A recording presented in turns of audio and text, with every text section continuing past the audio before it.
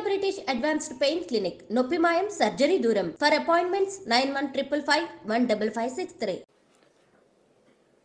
రైతు భరోసా కార్యక్రమంలో భాగంగా వ్యవసాయ యోగ్యమైన భూములన్నింటికి రైతు భరోసా పథకం కింద నిధులను ఇవ్వడం జరుగుతుంది. గత ప్రభుత్వం రైతు బంధు పథకంలో భాగంగా సంవత్సరానికి 10,000 ఇస్తే మా ప్రభుత్వం ప్రజాపాలనలో రైతులందరికీ సంవత్సరానికి 12,000 రూపాయలు ఇవ్వాలని నిర్ణయం తీసుకున్నది. అదేవిధంగా భూమి ఉన్న రైతులకు రైతు భరోసా పథకం కింద వ్యవసాయ యోగ్యమైన ప్రతి ఎకరాకు 12,000 రూపాయలు ఇస్తున్నప్పుడు తండాలలో, గూడాలలో, మారుమూల పల్లెల్లో ఉన్న భూమి లేని వ్యవసాయ రైతు కుటుంబాలు భూమి లేకపోవడం ఒక శాపము, ప్రభుత్వం మమ్మల్ని ఆదుకోకపోవడము ఇంకొక శాపము అన్నట్టుగా పాదయాత్రల సందర్భంగా అటు భట్టి విక్రమార్క గారికి కానీ నాకు కానీ ఈ మధ్యకాలంలో మా మంత్రివర్గ సహచరులు పర్యటనలకు వెళ్ళినప్పుడు దృష్టికి తీసుకురావడం జరిగింది. అందుకే మా ప్రభుత్వం భూమి లేని వ్యవసాయ కుటుంబాలకు ప్రతి సంవత్సరానికి 12,000 రూపాయలు వాళ్ళకు కూడా ఇవ్వాలి, వాళ్ళు కూడా మన సమాజంలో మనలో భాగమే అని గుర్తించి ఈ పథకాన్ని అమలు చేయాలని నిర్ణయం తీసుకున్నది. ఈ పథకానికి ఇందిరమ్మ ఆత్మీయ భరోసా పథకం అని చెప్పి నామకరణం చేయడం జరిగింది. ఈరోజు భూమి ఉన్న వ్యవసాయ యోగ్యమైన భూములకు రైతులకు ఎకరాకు 12,000 ఇవ్వడమే కాకుండా భూమి లేని వ్యవసాయ కుటుంబాలకు సంవత్సరానికి 12,000 రూపాయలు ఇందిరమ్మ ఆత్మీయ భరోసా పథకం కింద ఇవ్వాలని నిర్ణయం చేయడం జరిగింది. ఇదే కాకుండా చాలా సంవత్సరాల నుంచి రేషన్ కార్డుల సమస్య పేదవాళ్ళను పట్టి పీడిస్తుంది.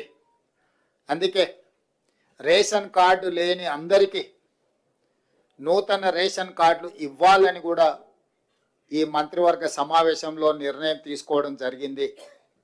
కాబట్టి ఈ అన్ని పథకాలు జనవరి 26, 2025 నుండి ప్రారంభం కాబోతున్నాయి.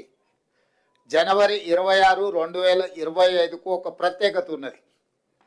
మన రాజ్యాంగం అమలు జరిగి డాక్టర్ బాబాసాహెబ్ అంబేద్కర్ గారు మన రాజ్యాంగాన్ని ప్రసాదించి అమలు చేయబట్టి 75 సంవత్సరాలు పూర్తి చేసుకుంటున్న సందర్భంగా జనవరి 26, 2025 నుంచి పథకాలను అన్నింటిని కూడా అమలు చేయాలి అని చెప్పి మా ప్రభుత్వం నిర్ణయం తీసుకున్నది.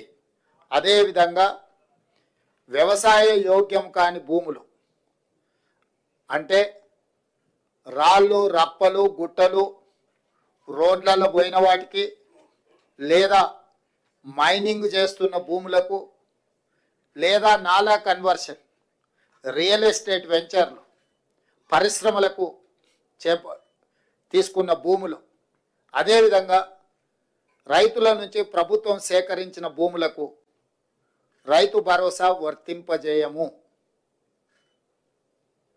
ఎలాంటి గందరగోళం ఉండాల్సిన పని లేదు. రాళ్ళు, రప్పలు, గుట్టలు, రోడ్లకు, అదేవిధంగా పరిశ్రమలకు లేదా రియల్ ఎస్టేట్ వెంచర్లుగా మారిన భూములకు రైతు భరోసా ఇవ్వబడదు. దీనికి సంబంధించి మా రెవెన్యూ అధికారులు గ్రామాల వారీగా సమాచారాన్ని సేకరించి గ్రామ సభల ద్వారా ప్రజలకు వివరించడం జరుగుతుంది. కాబట్టి ఈరోజు ఎవరైనా పరిశ్రమలుగా మారిన భూములు కానీ, రియల్ ఎస్టేట్ వెంచర్లు జరిగిన భూములు కానీ, ప్రభుత్వం సేకరించిన భూములు, ఆల్రెడీ ప్రజల నుంచి ప్రభుత్వం సేకరించిన భూములు ఉన్నాయి.